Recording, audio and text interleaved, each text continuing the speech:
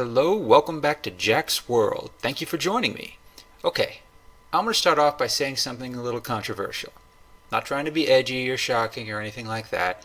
This is my honest, sincere opinion. Dark Phoenix was awesome. I'm serious. I loved the movie. I loved it. As a movie, a story, and just an overall cinematic experience, I really enjoyed it. I saw it in theaters the day it came out, and I left with a big, satisfied smile on my face. To date, it's still one of my favorite movies. Not just superhero movies, my favorite movie. Now, I know this puts me at odds with the majority opinion of this movie.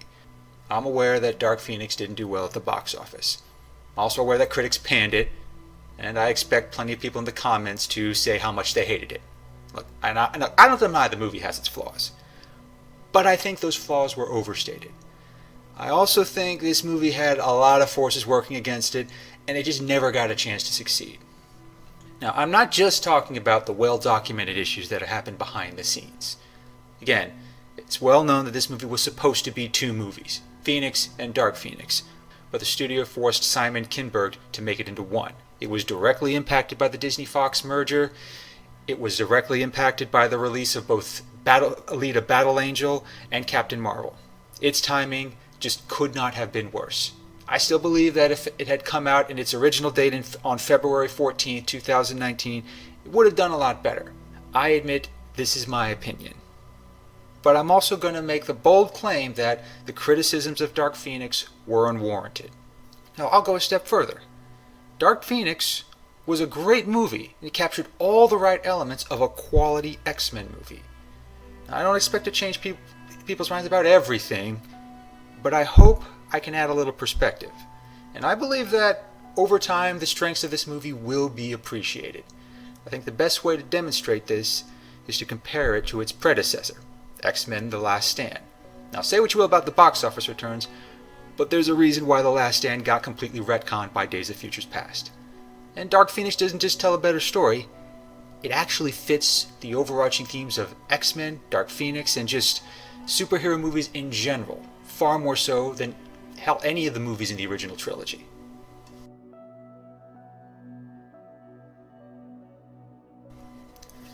I'll start with the big Omega level screw up that derailed The Last Stand. Now, X3 had many flaws, but the way it handled the Phoenix story was one of the worst. It didn't just get the core themes wrong, it didn't just get the plot wrong, it got the whole concept ass backwards.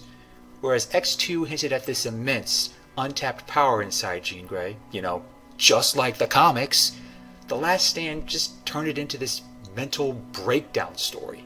There was nothing cosmic about it, there were no larger forces, no Shi'ar, no Hellfire Club, or anything of the sort. It was just Jean having this dark, angry persona on top of this immense, untapped power. And it was just too much for her to handle. She wasn't struggling for control or fighting some outside force, she just went crazy. Now, that's not an uncommon theme in X-Men stories. There's plenty of stories like that in the comics. It's just not the core theme of the Phoenix saga. Making this the basis of Jean's struggle in X3 completely misses the point. On top, it renders her so fucking weak. She just comes back to life, kills Cyclops, and descends completely into this vicious cycle of violence, anger, and outbursts. That's not a sign of an internal struggle. That's not even a sign of compelling character drama. It's just fucking weak. Beyond just wasting Famke Janssen's amazing acting skills, it sends all the wrong messages while embracing all the wrong themes. There's no arc to Jean's story in X3. She just comes back to life so that she can be killed by Wolverine to create some horribly contrived melodrama. She doesn't go through any real struggle. She just gets all this power, it instantly corrupts her, and she's just too frail to handle it. Just think about the message that sends about mutants. Just think about what that says about women. Once corrupted, Jean just loses all her agency. She joins Magneto's war, she clashes with the X-Men, but she really doesn't do that much else. She just stands around, looking angry and deadpanned. She plays no meaningful role in the story. She has no personality. She exists only to give Wolverine a dramatic arc, and it's not even a good one, but I'll get to that later. The underlying approach to the Phoenix in X3 was just plain wrong. It's bad enough Fox tried to make the most iconic X-Men story of all time into a subplot. They turned Jean from a powerful character with an intensely personal journey into a plot device. She was nothing more than a means to an end for other characters. I honestly don't see how Fox could have botched this more if they tried.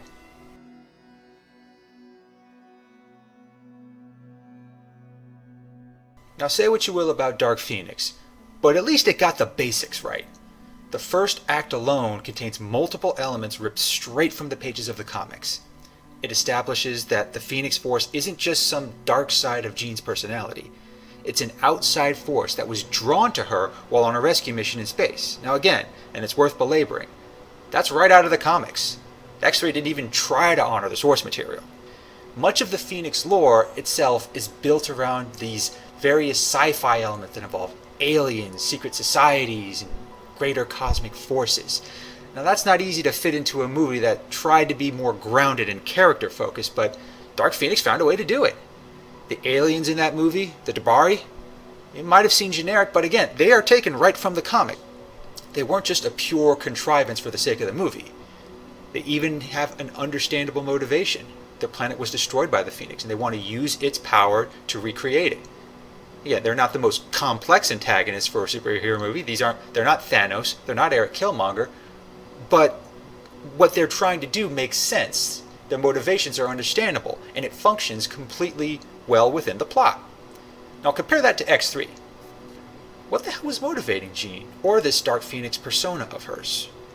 It's really left unanswered. We don't really know.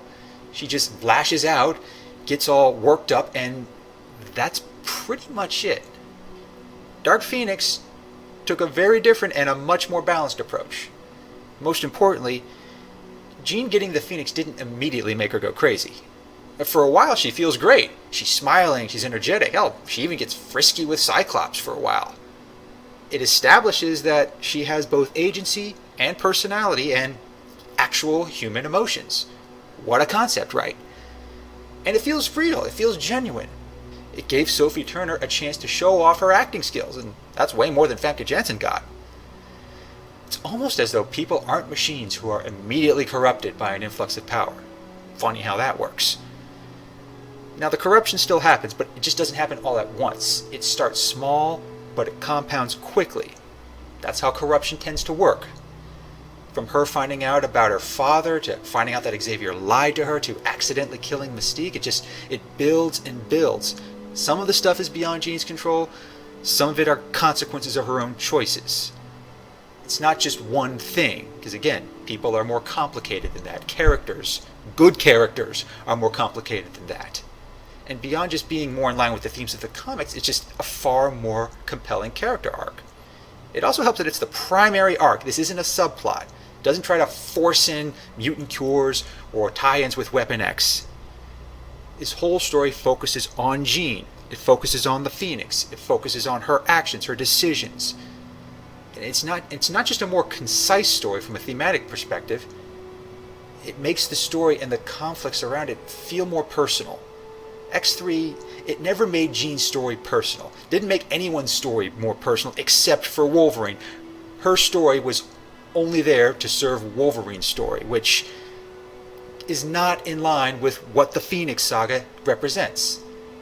And that's actually part of a problem that went beyond X3, and one that highlights another important reason as to why Dark Phoenix works so much better. It also reveals what I think is one of the biggest failures of the original X-Men movie trilogy as a whole.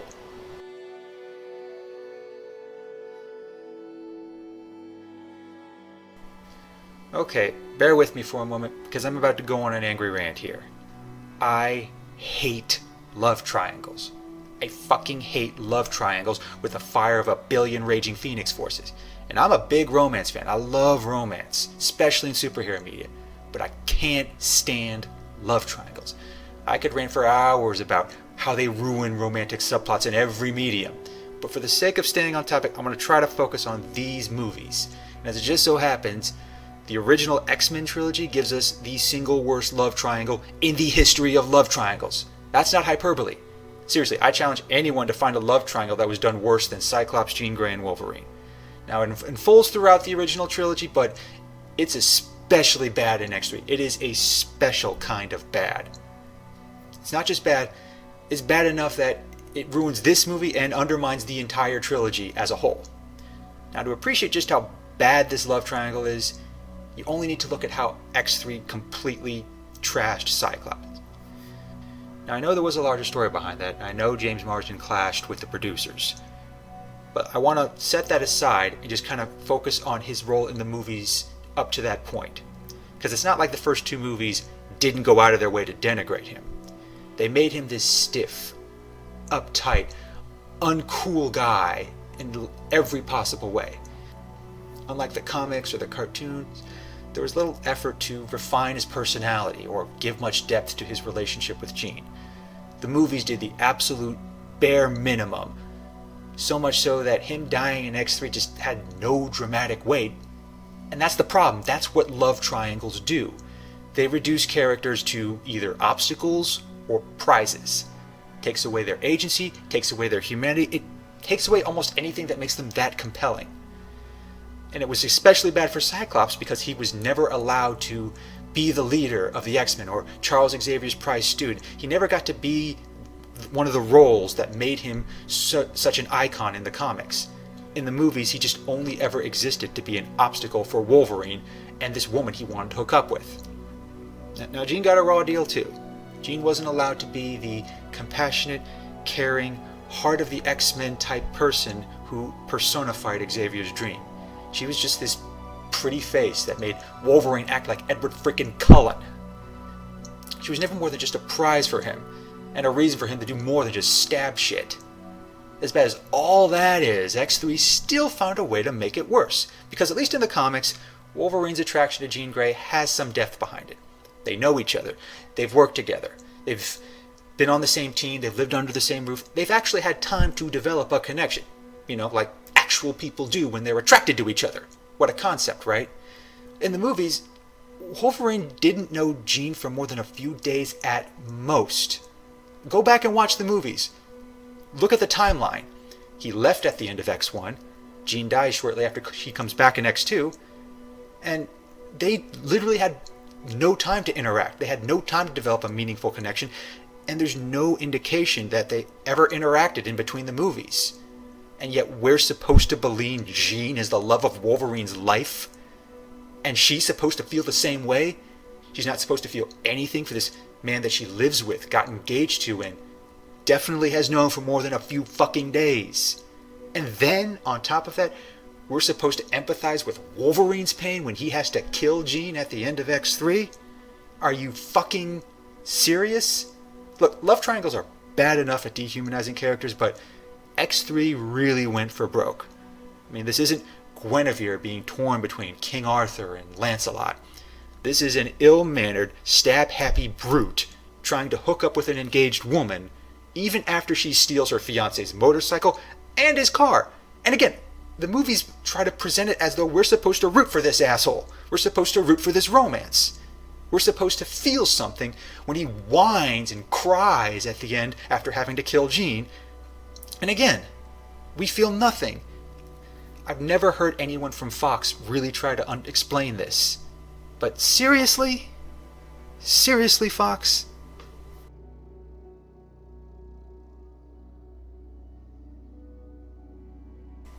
Now, I know every franchise has their preferred romances. X-Men in particular is famous for having a lot of shipping wars. There are those who love the iconic romance of Cyclops and Jean Grey. They're the oldest and most iconic romance in the history of the franchise. There are also those who love Jean Grey and Wolverine just as much. Now, regardless of what ship you embrace, Dark Phoenix still handled romance much better than most superhero movies. It's not just that the movie completely ditched the love triangle, which was an improvement by default. It actually took the time to give some depth to the Cyclops-Jean romance. From their mission to space to the final scene, there's no ambiguity here. These two genuinely care about each other. They genuinely love each other. Jean isn't just a pretty face. Cyclops isn't just a cute guy. They're not a prize. They have a strong, mature romance. They share a room together at the Institute. They confide in one another. Even when Jean becomes corrupted by the Phoenix, Cyclops never stops fighting for her. He never stops believing in her. It shows just how much he loves her, but more importantly, it shows that love is real, it's honest, and it's believable too. When Jean tells Scott that she's always going to find her way back to him, it feels genuine and heartfelt. And when Scott rushes in to stop Fox while she's straining the Phoenix from Jean, you really want to cheer him on. I mean, it's easy to root for this couple because it isn't so forced. It's not treated as just a catalyst for generic drama. It's a supplement to the larger plot, like any good romance should be. And it gives weight to every emotion that these characters feel. That's how you do romance right. And romance is something superhero movies have long struggled with. But that's a video for another day. Dark Phoenix did justice to the Cyclops-Jean romance. In X3, there was no romance. All Jean did was whine and lash out. None of those emotions had any weight. Most of the time, they came off as glorified temper tantrums with mutant powers. And their only purpose wasn't really to further Jean's story. It was just to make Wolverine all emotionally worked up, again, about a woman he barely knew. When Jean died, his reaction it felt so forced. Again, he doesn't know this woman. Their connection is so shallow. How are we supposed to feel anything for it? Now, even Hugh Jackman's acting talents could not make it believable. And when someone as likable as Hugh Jackman can't make it work, then you know it's flawed.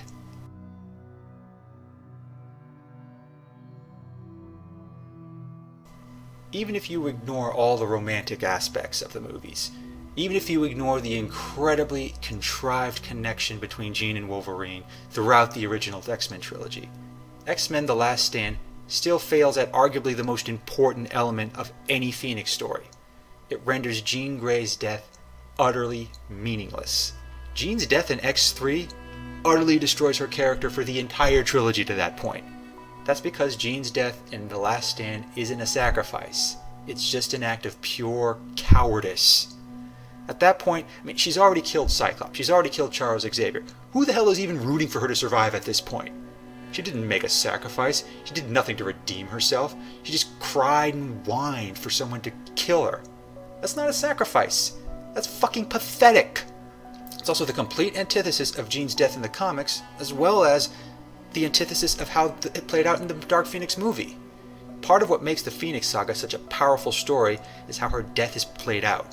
Jean sacrificed herself to save the people she loved. The key word there is sacrifice. She didn't commit suicide because she was too scared, overwhelmed, or weak. She sacrificed her life for the sake of those she loved. It was an act of strength, not an act of cowardice. And it was heartbreaking, but it was her sacrifice to make. It was a choice, not an inevitability. On top of that, she didn't make someone else do it either. She did it herself. She died by her own hands. She didn't make someone stab her. And in the Dark Phoenix movie, this same element is perfectly captured in that final battle. In that battle, Jean is at full power. She is wiping the floor with the Debar and making it look easy. And she looks pretty badass while doing it too. And it's worth pointing out that these are the same aliens that gave the X-Men and Magneto all they could handle. But she's taking them out, and she's not overwhelmed by doing it. She's not crying about it.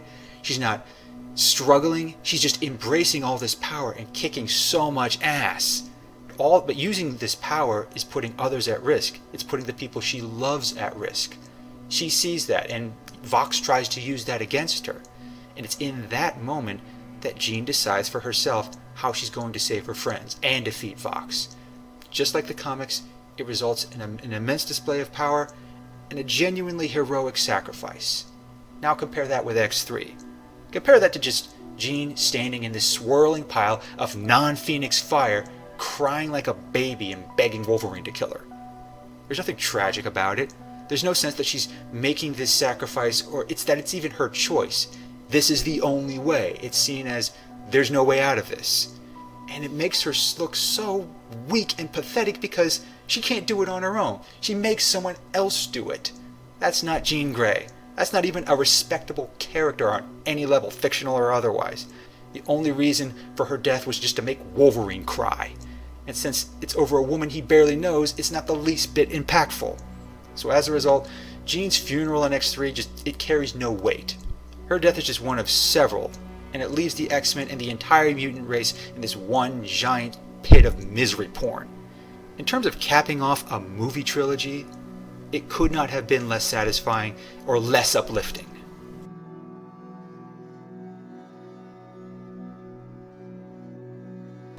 In both movies, characterization is key to making the plot work. I've already belabored how poorly X3 handled Jean, Cyclops, and Wolverine, but they're not the only ones whose characters suffered over the course of that movie. What happened with Jean and Cyclops was the worst, but Rogue's portrayal was almost as bad. Now, her overall arc, which began in X1, was effectively derailed in X3. Like Jean's sacrifice, the movie got her story and her character completely ass backwards. More than any other character, Rogue had a reason for wanting to get rid of her powers. We watched her grow over the first two movies. We saw how much of a burden it was for her, not being able to touch someone, not being able to hold them, to kiss them, to feel that intimate connection. And as she grows closer to Bobby over time, we really empathize with her. Her struggle has real dramatic weight. And it was one of the best parts of those movies because it mirrored her struggle in the comics as well. And it was a relatable struggle. That's a big part of what gives X-Men so much appeal. Then The Last Stand happens, and it all fell apart when she decided to take the cure. Now, I understand why she took the cure, and I can understand why anyone in her situation would jump at the chance to be able to physically touch someone again. But that's just not consistent with Rogue's character. I mean, throughout her history, both in the comics and in the cartoons, she's had opportunities to rid herself of her powers, but time and again she chooses not to. She knows that by removing her powers, she'd be removing a part of herself. She'd be denying a part of who she is. Yes, it's a burden, but it's her burden to bear. Her taking the cure in The Last Stand completely undercuts that. It goes against the X-Men's overall theme of not hiding who you are and embracing what you are. I mean, the X-Men are supposed to be a metaphor for oppressed minorities. And the first two movies embrace that. X3 basically throws it away.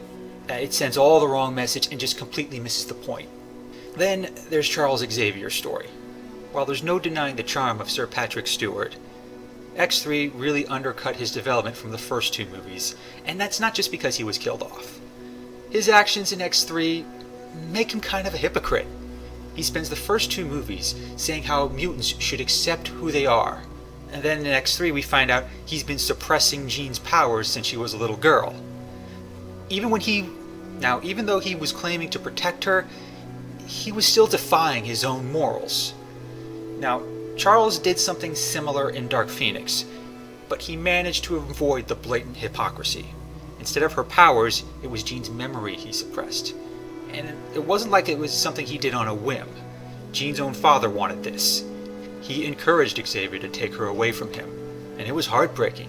It was a cold, callous request, but it was something Xavier did. Was it still suspect, manipulating the mind of a young girl? Yes, but his motivations were more respectable. He wasn't trying to suppress her powers, her identity, or some other part of who she was.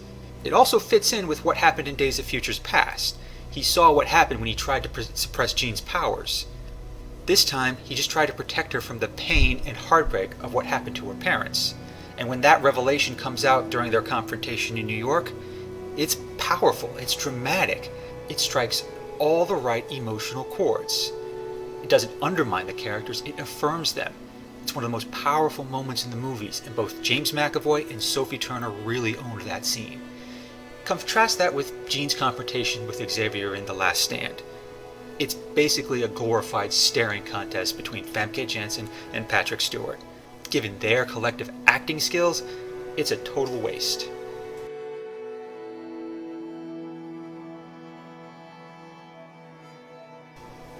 Even if you don't care for the Phoenix Saga, even if you don't care about love triangles, bad characterization, or the utter lack of dramatic impact, these are still X-Men movies.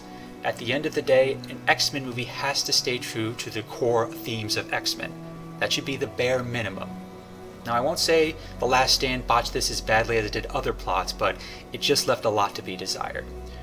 Whether you know X-Men through the comics or the kid-friendly cartoons, the theme is fairly simple. Mutants are born. They're hated and feared. Their struggle revolves around navigating this hostile world and trying to preserve peace while others want to spark a war. It's a simple premise that's difficult to explore, and Dark Phoenix explored it very well. Of all the X-Men movies, and I've seen all of them multiple times, I would say Dark Phoenix does the best job of highlighting this struggle. In fact, in the first 5 minutes of that movie, Charles Xavier puts it in just the right context. He offers young Jean a pen. He tells her what she could do with it. She could use it to create something beautiful, like a drawing. Or she could use it to hurt people. What she does with it is her choice. That, in a nutshell, is a simple distillation of mutant struggles. It sets the tone for the rest of the movie, while reinforcing the core themes of the X-Men. Jean is granted all this power from the Phoenix. She causes all this destruction, both willingly and by accident. But what she ultimately does with it is her choice. The first X-Men movie establishes this too, albeit through different means. And The Last Stand attempts to build on it, but those themes just get lost in all the spectacle. Part of the problem is that the plot surrounding the mutant cure is never framed as a choice. We see it being forced on characters like Angel. We see it rendering mutants like Mystique a non-factor. The whole idea of being born different and accepting those differences fall to the wayside because it's all about survival. Mutants either fight this cure or it's just going to be forced upon them. There's no agency involved. Now that premise is not bad on the surface. In fact, it's a story ripped straight from the comics as well. The problem is that, and we see this at the end of X3, the cure didn't even work. It effectively rendered all those conflicts and choices pointless. They all lashed out and caused all this destruction for nothing. It rendered the plot and its resolution pointless and just devoid of any meaning. And that leads directly to one of the biggest discrepancies between The Last Stand and Dark Phoenix.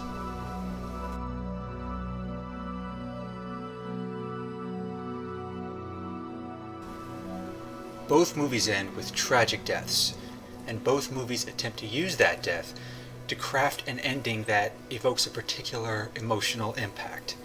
But only Dark Phoenix succeeds in that effort. True to the nature of the Phoenix Force, it uses death to inspire a greater sense of hope. And it does that effectively. It doesn't end with a funeral where all the characters are weeping, crying, and lamenting over who they lost.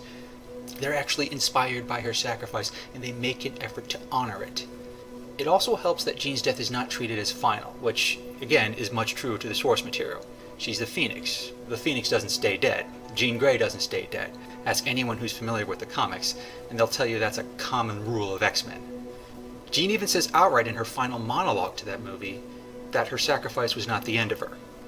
And that final image of the movie makes clear that she's not gone for good. And then when you combine that with the final scenes of Days of Future Past, which Jean is alive and well along with Scott, this ending feels hopeful. The end of The Last Stand is just plain misery porn. Yes, the X-Men stopped Magneto and the cure. But multiple friends died along the way.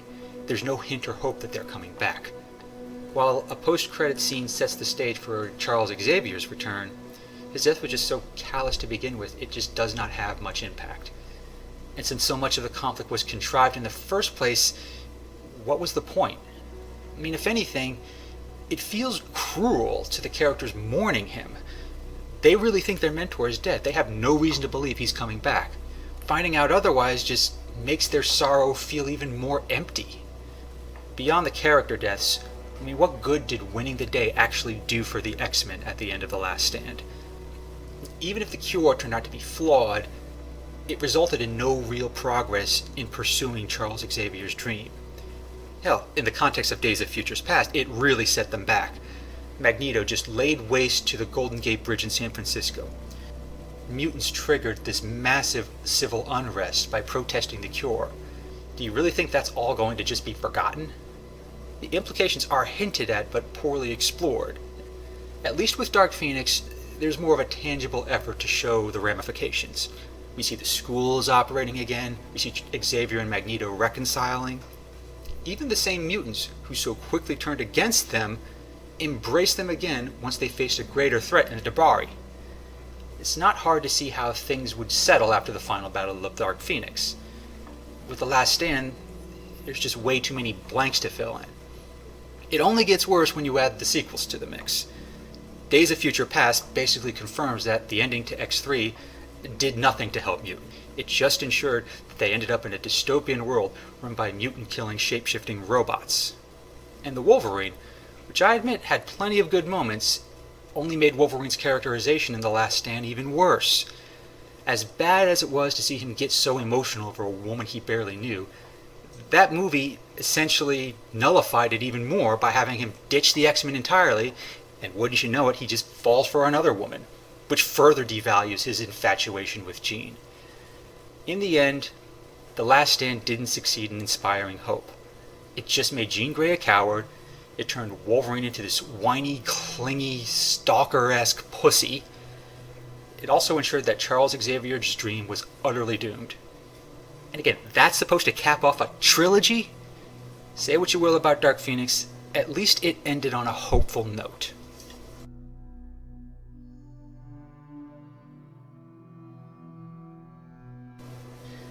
Now there's a lot more I can say about these movies, but rather than belabor the details, I'll just come back to the bigger picture. In terms of an overall cinematic experience, Dark Phoenix was just a more complete movie. I mean, the plot was more concise, there were very few "and then this happened" moments. Everything fit together in a tight, focused narrative. Within that narrative, the action was more engaging, the drama was more compelling, the characters were more consistent. They weren't always complex, but they had understandable motivations. Dark Phoenix even stands very well on its own. You don't have to have watched the previous X-Men movies to appreciate it. While that helps, it's not like an Avengers movie that takes years of build-up. As a result, it's a much more rewatchable movie. Personally, I've rewatched Dark Phoenix more than I've rewatched Avengers Endgame, but that's just me. Now, Dark Phoenix still had its flaws. I didn't think Mystique's role was that well done, although Jennifer Lawrence's disdain for full-bodied makeup might have had something to do with it. I also wish that more time had been spent on how the government turned against mutants in wake of Jean's actions. I think that could have been fleshed out more. There were also times when the tone of the story just didn't fit into the plot. I think that colored a lot of people's perspectives in the grand scheme of things. But these flaws are considerably minor. Compared to most superhero movies, Dark Phoenix succeeds in more ways than it fails. It embraces the source material while still being its own thing. It checks many of the critical boxes that you want in a good superhero movie, and just for a good movie in general. In contrast, The Last Stand is a mess.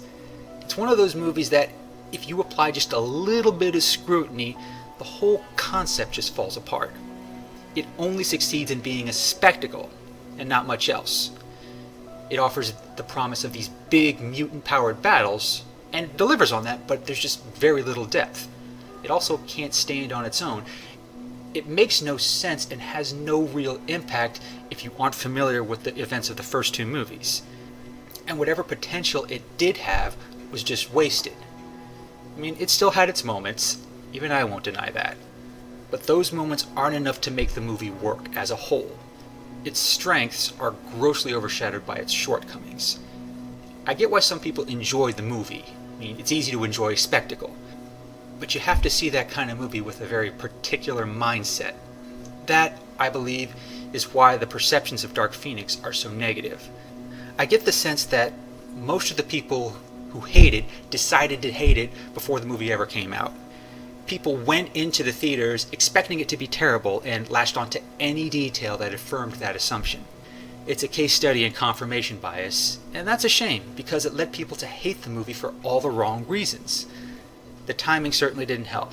Like I said before, this movie came along at just the worst possible time. Before the trailer even dropped, more people were excited about the X-Men joining the MCU than anything else Fox was planning for this franchise. And Dark Phoenix did nothing to further that effort. As a result, the movie was effectively shunned. It's seen as a relic of an era that just couldn't end fast enough. It's just one of those movies that wasn't given a chance, and nobody wanted to give it a chance. That's why I believe this movie would have done so much better had it just come out on Valentine's Day. Given how well it handled romance, I think it would have become a Valentine's Day classic of sorts. It's a tragic outcome, much like the Phoenix story itself. But I believe this movie will age better than most superhero movies, and much more so than The Last Stand. And if you haven't seen Dark Phoenix, I strongly encourage you to give it a chance. If you're an X-Men fan or a fan of superhero movies in general, try watching again without looking for excuses. You might be surprised by how much you will find yourself enjoying. Again, I don't expect to change too many minds here. I just want to make my case for this movie. As someone who was deeply disappointed by The Last Stand, I found Dark Phoenix to be a uniquely rewarding experience. Like so many other fans, I am excited to see the X-Men join the MCU. But regardless of where this franchise goes, Dark Phoenix will always have a special place in my heart. Thanks for watching, guys. Don't forget to like, favorite, and subscribe. Until next time, thank you for joining me in my world.